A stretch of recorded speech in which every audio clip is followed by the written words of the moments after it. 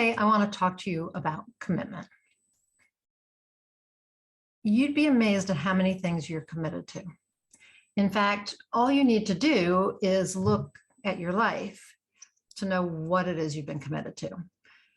If you're committed to eating ice cream every night, that's a commitment. You're committed to doing it, you keep doing it. People tell you not to do it because of your health and doctors or whatever, and you do it anyway because you're committed to it. You may be committed to drinking a glass of wine every night. You might be committed to watching Netflix every day. You might be committed, on a more positive side, to working on a book every day, writing every day. You might be committed to working out every day. Right? You also might be committed to your stories about why things have happened to you, or how life works, what you think your partner believes. You could be committed to any number of things. Part of that is a commitment to who you're being and your identity, who you think you are and how you're showing up. You may want to show up differently, but be committed to showing up the way you've been showing up. So, you might want to be a person who speaks up, and yet you stay silent. And you keep saying, why is it that I stay silent when I want to speak up? Well, you're more committed to staying silent than you are to speaking up. If you're eating ice cream every night instead of exercising, you're more committed to the ice cream than you are to the exercising. See how that works? So all you have to do is look around at your life to see what you're committed to. And you'll also see who you're committed to being, what identity you're committed to. So here's the thing. If you want to change those commitments, it starts with choice. But even before choice, because you can always choose to be committed to something else, but even before choice, you have to choose who you want to be. Decide who you want to be, how you want to show up in the world. Choose that first, because when you choose who you want to be, that identity, I want to be someone who exercises every day. That's simple, right? I want to be somebody who exercises every day. When you choose that identity and you commit to the identity, you will then make other choices that are in alignment with that identity.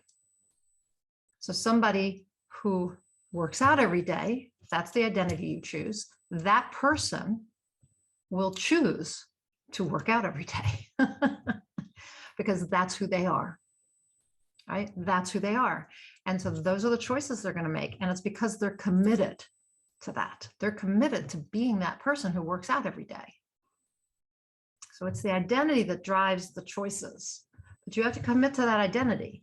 And then your commitments change. So you'll stop being committed to watching Netflix, because instead you're going to say, in that time that I'm watching Netflix, I could work out, or I could work out and watch Netflix all at the same time, right? You're going to change your commitments. So I want you this week to look around at your life and ask yourself, what am I committed to? And what does that say about who I'm being? So I'm going to tell you a story about from my own life. This one I've told before. I'm going to tell another one too.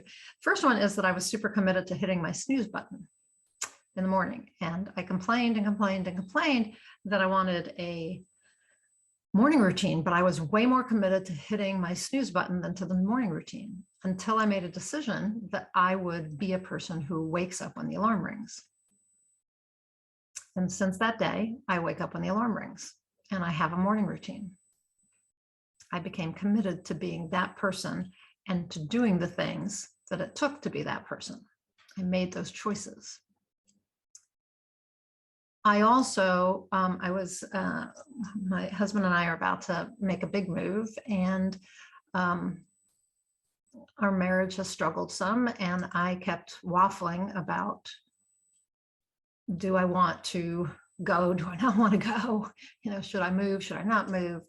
And I realized that the person I wanted to be was someone who was playing full out in my marriage, and that I wanted to make my marriage work. I wanted to be that person. And that made my choice easy, because then I was going to choose to move with my husband, right? And that commitment changed all kinds of things for me, changed how I feel about the marriage, how I feel about myself, how I feel about him, changed everything, because you can't have the same stories when you make a new commitment.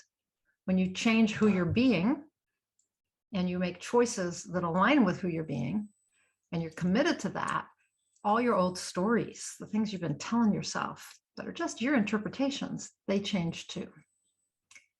So what are you committed to? Are you more committed to drinking every night than to saving your marriage? Are you more committed to overeating than to losing weight? Are you more committed to writing your book than to watching TV every night? Are you more committed to your health than to that pizza? I love pizza. You get the idea. What are you committed to? And who do you really want to be? And what new commitments would you have to make to be that person? The first one, as I said, is to be committed to being that person. Then make some new choices and commit to those. I would love to hear how this goes for you. Commitment is a huge topic. A lot of people are commitment phobic, and yet they don't realize that they commit to things all the time. All the time. And a matter of fact, the people who will say, you know, I'm afraid of committing in a relationship or whatever, you know, I won't commit to someone else. They're more committed to not committing than they are to committing, right? If you say you don't want to change, you know, if you say you don't want to change, you're more committed to not changing than you are to changing. Even though you want things to be different, if you're not changing, then you're more committed to staying the same than you are to making things different in your life. So again, tell me in a comment down below what you're committed to, and what you've been committed to, and what your new commitments are. I would love to know. I really would. And this is a topic that we talk about a lot in the Inspired Creator community. We talk about identity and choice and commitment, all these things. New habits. Habits also fall into line with who you're being. So if this is of interest to you, click on the link above for the Inspired Creator community. It's a great program that offers personal and spiritual growth. And so, you know, as most of you know, I am a certified high performance coach, but I also offer my brand of transformational coaching called Inspired Results Coaching. I do all of that in the Inspired Creator community. You can also work with me one-on-one. I'm also an author coach. But my main goal is to help you get from where you are to where you want to go, to help you combine your passion and your purpose so you get inspired, take inspired action, and get inspired results. And that means transforming yourself from the inside out, transforming your life. So if that's of interest to you, I'd love to hear from you. I'd love to see you in the Inspired Creator community, or go to my website and reach out to me. Until I talk to you next time, go out there and achieve more inspired results.